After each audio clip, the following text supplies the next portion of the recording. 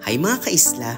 Andito tayo ngayon sa NAIA Terminal 3 at ito ang quick guide papuntang Isla ng Catanduanes via air.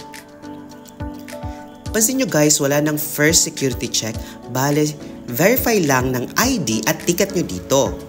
So next na po ay check-in. Kung may mga i-check-in po kayong mga bagahe at kung wala naman, skip nyo lang po yung part na yan. Ayan. At dire-diretso na po tayo dun banda sa may domestic entrance. So, dire-diretso lang po yan dyan. Next is domestic entrance at i-check nila ulit ang ID at ticket nyo. So, paki-ready na ito mga kaisla ha. Ang next naman po ay security check. So, ito na yung i-check yung mga bagahes, pero bawal po ang video dito. So, ayan, ang next na po, after ng security check, ay i-check natin guys yung monitor kasi titingnan natin kung may boarding gate na ba ang VIRAC.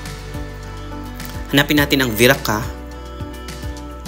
Ayan, VIRAC. Na-delayed lang po. Ayan, 6:50 AM po ang alis. So, ikot-ikot muna na tayo para sa pasalubong. So, anything naman na nabili ay pwede sa airplane basta may resibo. Ayan. So, after ilang minutes, meron na pong gate.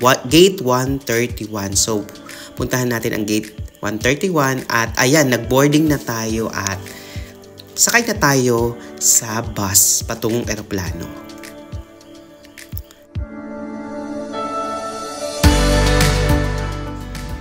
At almost 1 hour po ang biyahe.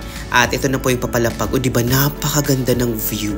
So ito na yung best feeling yung nakarating na tayo dito sa VIRAC Airport. So bale, maliit lang naman yung airport. So hindi kayo guys maliligaw dito, promise. So ito yung arrival area.